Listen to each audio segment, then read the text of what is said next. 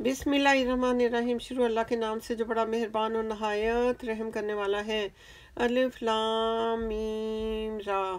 ए मोहम्मद सल्लल्लाहु अलैहि वसल्लम, ये किताब इलाही की आयतें हैं और जो तुम्हारे परवरदिगार की तरफ से तुम पर नाजिल हुआ है हक है, लेकिन अक्सर लोग ईमान नहीं लाते। खुदा वही तो है कि जिसने सतूनों के बगैर आसमान जैसा कि तुम देखते हो इतने ऊंचे बनाए, फिर अर्श पर जा ठहरा और सूरज और चांद को काम में लगा दिया। हर एक एक मियाद मुअय्यन तक गर्दिश कर रहा है। वही दुनिया के कामों का इंतज़ाम करता है। इस तरह वो अपनी आयतें खोल खोल कर बयान करता है कि तुम अपने परवरदिगार के रूबरू जाने का यकीन करो। और वही है कि जिसने ज़मीन को फैलाया और इसमें पहाड़ और दरिया पैदा किए और हर तरह के मेवों के दो दो किस्में बनाई। वही रात को दिन का लिबास पहनाता है। गौर करने वालों के लिए इसमें बहुत सी निशानियां हैं और ज़मीन में कई तरह के कितात हैं, एक दूसरे से मिले हुए, और अंगूर का बाग और खेती और खजूर के दरख्त। बाज़ की बहुत सी शाखें हैं और बाज़ की इतनी नहीं होती। बावजूद ये कि पानी सबको एक ही मिलता है और हम बाज़ मेवों को बाज़ पर लज्जत में फजीलत देते हैं, और इसमें समझने वालों के लिए बहुत सी निशानियां हैं।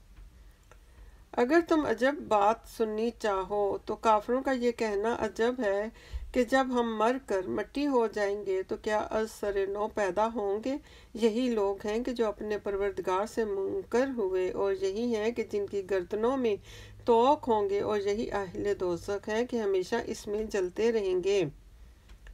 और ये लोग भलाई से पहले तुमसे बुराई के जल्द ख्वाहिशगार यानी कि तालिब इज़ाब हैं, हालांकि उनसे पहले अज़ाब वाक़या हो चुके हैं। और तुम्हारा परवरदिगार जिन लोगों को बावजूद उनकी बेइंसाफियों के माफ़ करने वाला है, और बेशक तुम्हारा परवरदिगार सख्त अज़ाब देने वाला है।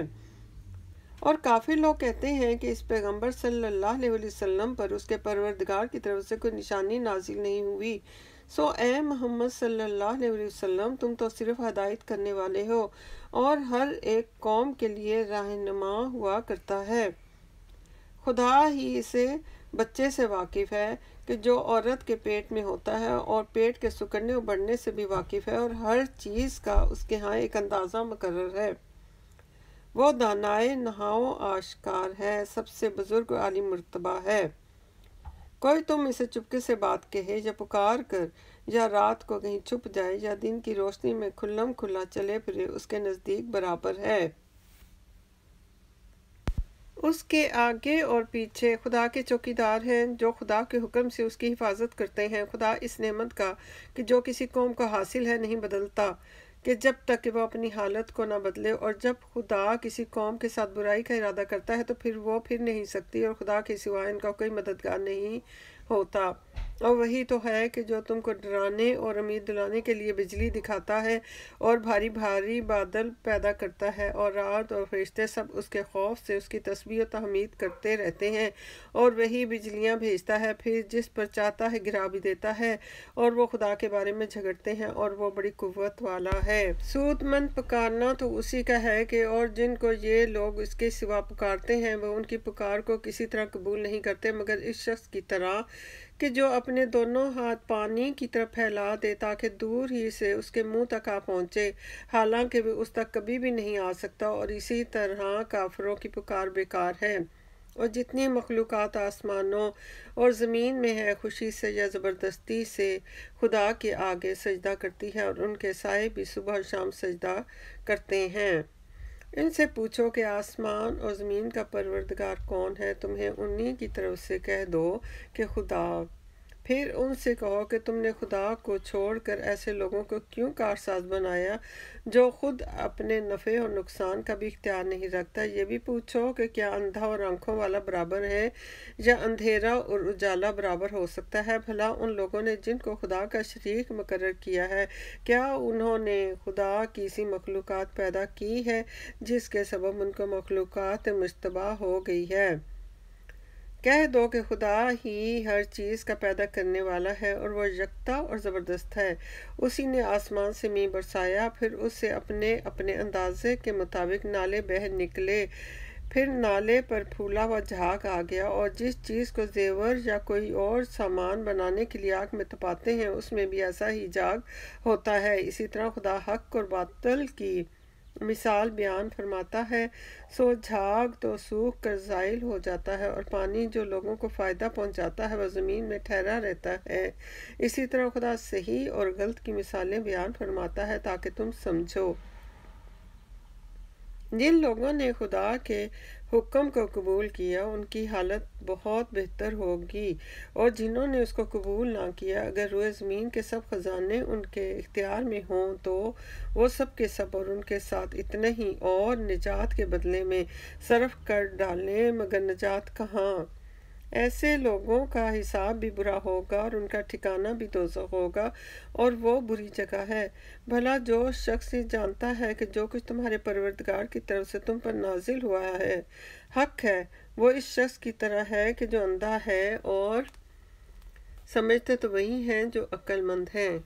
جو خدا کے عہد کو پورا کرتے ہیں اور اقرار کو نہیں توڑتے، اور جن رشتہ ہائے قرابت کے جوڑے رکھنے کا خدا نے حکم دیا ہے ان کو جوڑے رکھتے، اور اپنے پروردگار سے ڈرتے رہتے اور برے حساب سے خوف رکھتے ہیں، اور جو پروردگار کی خوشنودی حاصل کرنے کے لیے مصائب پر صبر کرتے ہیں اور نماز پڑھتے ہیں، اور جو مال ہم نے ان کو دیا ہے اس میں سے پوشیدہ اور ظاہر خرچ کرتے ہیں اور نیکی سے برائی دور کرتے ہیں، یہی لوگ ہیں کہ جن کے لیے عاقبت کا گھر ہے، یعنی ہمیشہ رہنے کے باغات ہیں جن میں وہ داخل ہوں گے، اور ان کے باپ دادا اور بیویوں اور اولاد میں سے جو نیکوکار ہوں گے وہ بھی بہشت میں جائیں گے، اور فرشتے بہشت کے ہر ایک دروازے سے ان کے پاس آئیں گے اور کہیں گے کہ تم پر رحمت ہو، یہ تمہاری ثابت قدمی کا بدلہ ہے اور عاقبت کا گھر خوب گھر ہے۔ اور جو لوگ خدا سے عہد واسق کر کے اس کو توڑ ڈالتے ہیں، اور جن رشتہ ہائے قرابت کے جوڑے رکھنے کا خدا نے حکم دیا ہے ان کو قطع کر دیتے ہیں اور ملک میں فساد کرتے ہیں، ایسوں پر لعنت ہے، اور ان کے لیے گھر بھی برا ہے۔ خدا جس کا چاہتا ہے رزق فراخ کر دیتا ہے اور جس کا چاہتا ہے تنگ کر دیتا ہے، اور کافر لوگ دنیا کی زندگی پر خوش ہو رہے ہیں، اور دنیا کی زندگی آخرت کے مقابلے میں بہت تھوڑا فائدہ ہے، اور کافر کہتے ہیں کہ اس پیغمبر صلی اللہ علیہ وآلہ وسلم پر اس کے پروردگار کی طرف سے کوئی نشانی کیوں نازل نہیں ہوئی؟ کہہ دو کہ خدا جسے چاہتا ہے گمراہ کرتا ہے، اور جو اس کی طرف رجوع ہوتا ہے اس کو اپنی طرف کا رستہ دکھاتا ہے، یعنی جو لوگ ایمان لاتے ہیں اور جن کے دل یاد خدا سے آرام پاتے ہیں ان کو، اور سن رکھو کہ خدا کی یاد سے دل آرام پاتے ہیں۔ جو لوگ ایمان لائے اور عمل نیک کیے ان کے لیے خوشحالی اور عمدہ ٹھکانہ ہے۔